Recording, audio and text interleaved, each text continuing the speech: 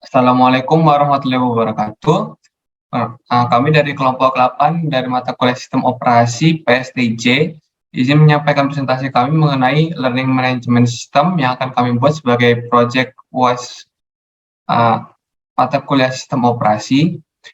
Sebelumnya izin memperkenalkan diri, saya Alfred Syah Makarim dengan NPM 21150618083. Dan kemudian ada Afrizal Yogi Pratama dengan NPM 21150610032.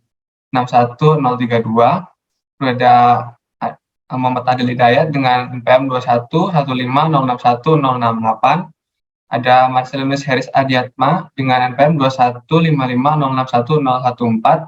Dan ada Mufito Afif dengan NPM 21150610007. Baik, berikutnya saya akan menjelaskan mengenai latar belakang dari proyek kami. Kami mengambil latar belakang pendidikan karena menurut kami pendidikan ini melambangkan taktik yang dilaksanakan agar memainkan peranan di berbagai aspek lingkungan secara tepat di masa yang mendatang.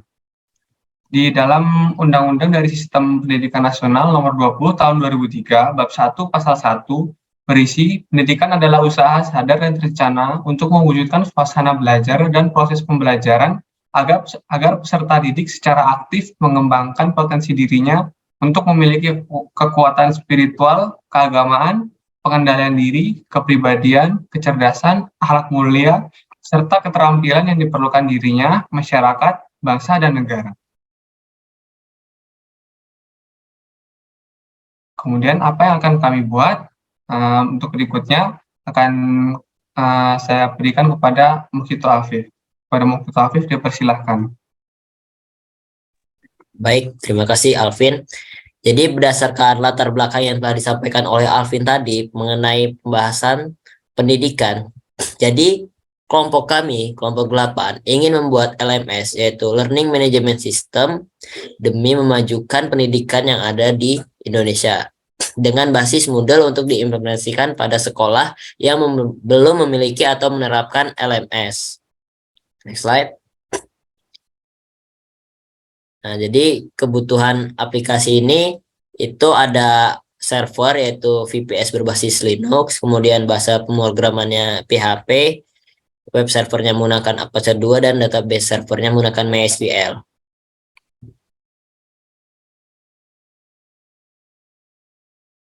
Nah, jadi kami sekolah tujuannya itu untuk mengimplementasikan LMS ini ada di SMK Negeri 1 Bandar Lampung, tepatnya di Jalan Pulau Murotai nomor 33 Sukarame Bandar Lampung.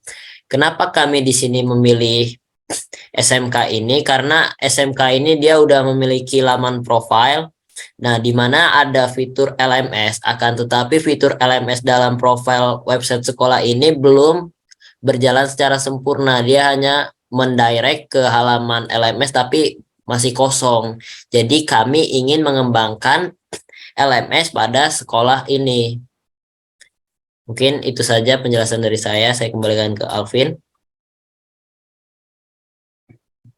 Baik, terima kasih Mufito atas penjelasannya.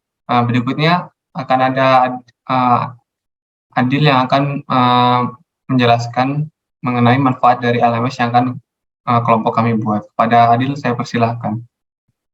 Baik, terima kasih Alvin.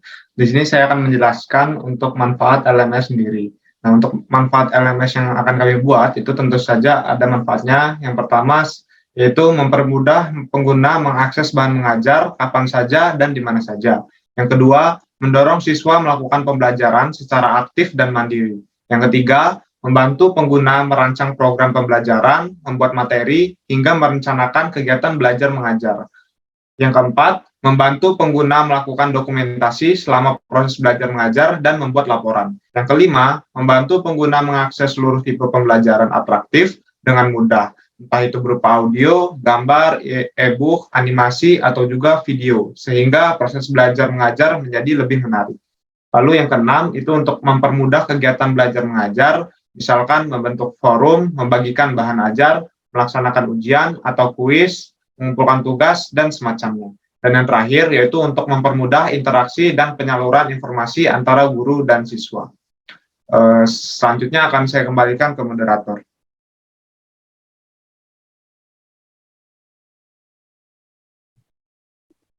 Baik, terima kasih atas penjelasannya. Berikutnya terdapat ada Marcel yang akan menjelaskan mengenai fitur dari proyek LMS yang akan kami buat. Kepada Marcel, saya persilahkan. Baik, terima kasih Alvin. Saya akan menjelaskan fitur LMS yang akan kami buat. Itu ada 6 fitur. Yang pertama, ada ruang diskusi di mana guru dan siswa itu dapat melakukan sesi diskusi atau berinteraksi satu sama lain. Fitur ruang diskusi dapat membantu komunikasi antara guru dan siswa agar guru dapat mengukur sejauh mana pemahaman para siswa mengetahui mengenai materi yang sudah diberikan. Lalu yang kedua ada hasil penilaian dan laporan. Guru dapat mengidentifikasi performa belajar siswa dengan menggunakan laporan atau riwayat yang dengan membaca e-book sehingga mereka dapat turun tangan langsung dan segera membantu siswa. Kepala sekolah juga dapat melihat laporan kinerja sekolah termasuk untuk siswa dan guru-gurunya. Lalu yang ketiga ada pendaftaran online, di mana guru dan siswa dapat mendaftarkan secara online melalui laman LMS dan kemudian memiliki akses untuk menggunakan fitur-fitur pembelajaran atau materi pembelajaran yang ada di dalamnya. Lalu yang keempat ada user friendly, di mana antarmuka yang menarik dan user friendly selain dapat menarik banyak pengguna, juga dapat meningkatkan semangat guru dan siswa dalam proses belajar mengajar. Lalu yang kelima itu virtual class. Dalam virtual online ini, guru dapat menyajikan beragam materi pembelajaran digital berupa video atau animasi pembelajaran, rekaman suara guru mengenai materi pembelajaran, dan dokumen materi pembelajaran atau artikel atau buku elektronik untuk dipelajari secara mandiri oleh para siswa. Lalu yang keenam, yang terakhir, itu ada tugas dan kuis, di mana fitur kuis dan ujian online agar para guru dapat melakukan evaluasi belajar untuk para siswanya. Fitur ini bertujuan untuk membuat proses belajar mengajar menjadi lebih menarik dan menyenangkan. Sekian dari saya kembalikan pada moderator. Baik, terima kasih atas penjelasannya.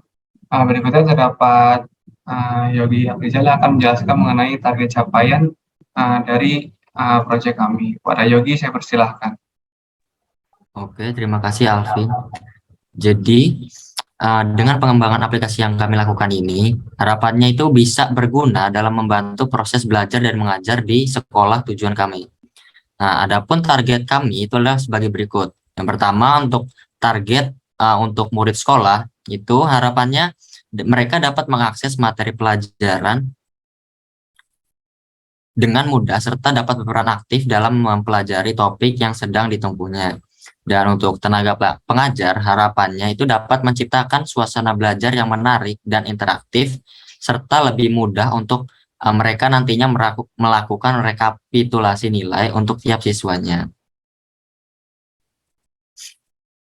Oke, selanjutnya adalah alur pengerjaan dari LMS yang akan kami terapkan pada SMK Negeri 1 Bandar Lampung.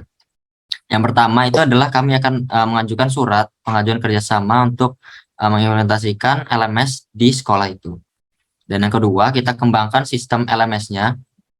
Lalu kita lakukan testing pada sistem tersebut, apakah sudah berjalan sesuai, dan kita lakukan review juga untuk memperbaiki apabila ada kesalahan pada testingnya tadi. Dan terakhir, kita lakukan implementasi sistem pada sekolah, dan kita lakukan monitoring dari LMS yang sudah berjalan di sekolah tersebut. Oke, mungkin cukup sekian dari saya kembalikan kepada moderator.